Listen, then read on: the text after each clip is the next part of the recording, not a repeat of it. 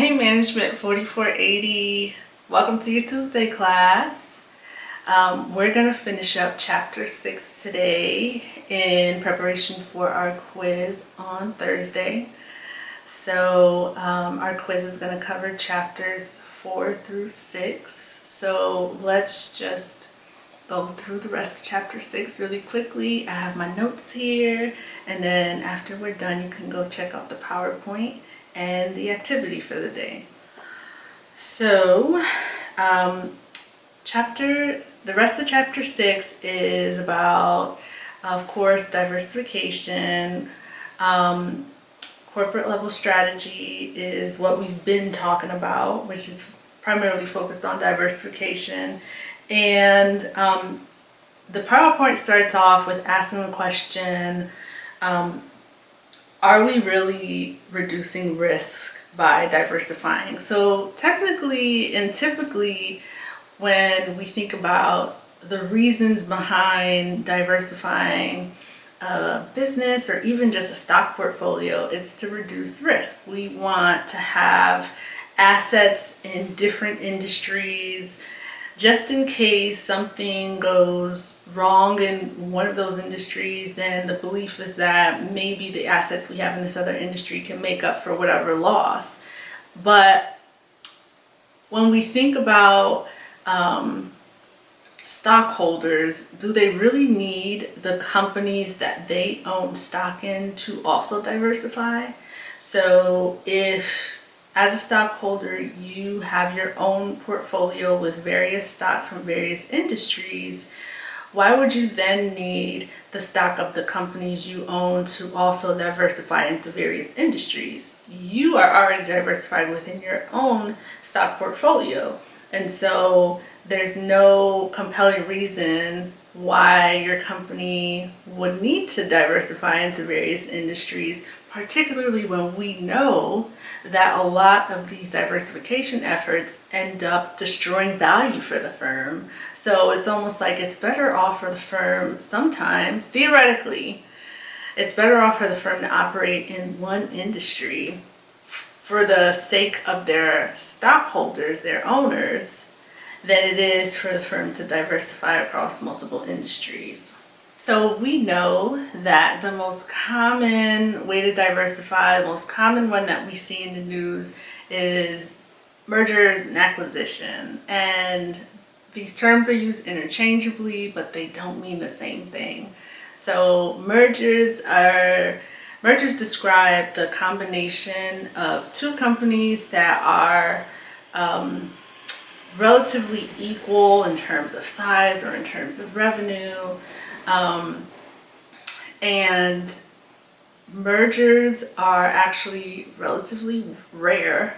And then we have acquisitions, which is the purchase of another company. And motives for engaging in a merger or acquisition, or in other words, the reasons why a company would even consider a merger and acquisition include sharing core competencies. So if we engage in similar activities, or we have similar skills that are like foundational to the business that we're running, then we'll be more effective just doing those things together as one unit than if we did those things separately. And it could also be significant cost savings in doing them together instead of separately. And then also we could build market power if we join together. So if we're in an industry with 5 firms and 2 of the firms join together and it's now a huge company, then that one huge company has a lot more market power in that industry, just thanks to its new larger size. So they can they're in better position to maybe take customers from their other competitors. They are better positioned to make demands on suppliers, things like. But as we said, a lot of these deals don't add value in the end. And one reason for that is that in acquisitions, the acquiring company typically pays too much for the acquired company. So in overpaying, they destroy value right up front. And we assume that the synergy that we'll create with these two companies joining together will be more valuable than it actually ends up playing out. And culture is a big issue. So in merging two different companies or acquiring, these companies had their own unique corporate cultures prior to the M&A. And so now we're bringing these different groups of people together to suddenly work together to co-create new ways of doing things, and just trying to work towards a shared goal, even though they were completely separate just a matter of, months before. Sometimes clashes can arise. So that also plays a big role in whether the merger or acquisition actually creates value for the firms. So another way that we could diversify, enter into a new industry or market is through strategic alliances and joint ventures. So a strategic alliance is just essentially an agreement for two different companies to work together on some goal. There could be a timeline on it or not. And then joint ventures is when two companies come together and establish a third company. So we started off with two companies and now we have three companies. And it's just a good way to sort of share responsibilities and share the costs with a partner on something, and also learn new things. So these two companies coming together for the joint venture or alliance are usually teaching each other something, and then of course you are getting access to that other industry that the company is in. But a limitation of strategic alliances and joint ventures arises when we don't choose the right partner to become strategically connected to. And so sometimes we assume that everything will fall into place and we'll be able to sort of mesh successfully. And just like in real life with human beings, sometimes the meshing doesn't happen as cleanly as we would like, and so that could potentially lead to destroying value. And then of course we have the option to just pursue internal development. So we don't need to rely on anybody else. We can enter into this new industry by developing the product or service that we want within that industry. And so of course internal development takes more time and usually a lot of money and effort in order to learn the new skills necessary to enter into a new industry that we're not currently in and we're maybe not even related to. But at least in doing it yourself, you're not relying on things going perfectly with this other entity that you can't really control. So your book highlights 3 reasons why a manager may pursue diversification. And one is growth for growth's sake. Another is managerial egotism. And another in order to combat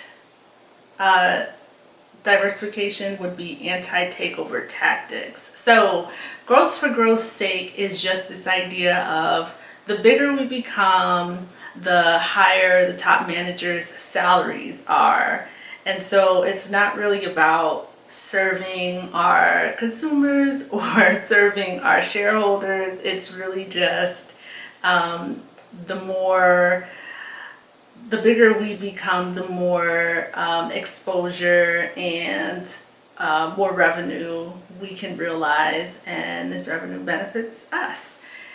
And excessive egotism is also part of it, because it's similar to growth for growth's sake, in that if you are the CEO of a company and then you acquire other companies and then you become the CEO of the largest company in that given industry, then that makes you look good and that brings you more attention in the media. And so we find that ego is a big part of CEOs' decisions. There's been research on it confirming it. And then sometimes, though, we're faced with diversification efforts that are unwanted, and that's when we start hearing about the anti-takeover tactics. So a few anti-takeover tactics include green mail, golden parachute, and poison pills. So green mail becomes a tactic that companies might use if you have an acquiring company wanting to forcefully buy a potential acquiring target company, and they do this by buying up shares of the company. So we know the stockholders are the owners of the company. So if you keep buying up shares, if one company keeps buying up shares of another company and they become a majority shareholder, then they are effectively the owners of the company. So what happens with green mail is that when company leaders notice that this other company is buying up huge proportions of outstanding stock for this company, then the company leaders of the target, the acquiring target, go to the company leaders of the company wanting to acquire it, and they offer to buy back their own company stock at a premium. So it's sort of like, I will pay you to not buy us. And then with golden parachutes, it's essentially adding a huge payout in the contracts of company leaders.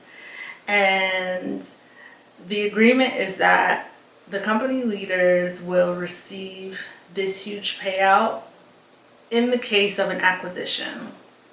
So if the top leaders in your company are facing a potential unfriendly acquisition, and the acquiring company sees that, okay, in these contracts for these top managers, if we buy this company, obviously the CEO will not be the CEO anymore because we will own this company. Okay, so the employment contract for the CEO says that we would have to pay out however hundreds of millions, some huge amount to this CEO. If we buy this company, we would owe the CEO that contractually. Then the company becomes much less attractive to buy because it's so much more expensive. So some companies put these payouts in the contracts of the top leaders in the company in order to make the company less attractive to buy. And then we have the poison pills. So say again, we have an acquiring company buying up shares of an acquiring target. And so the target recognizes that this other company is buying up shares.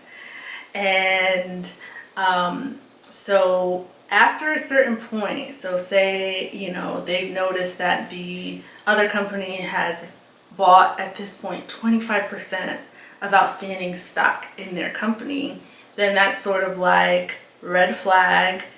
At that point, the company issues more stock at a discount and offers this discounted stock to all of the stockholders except the stockholder that owns the 25%.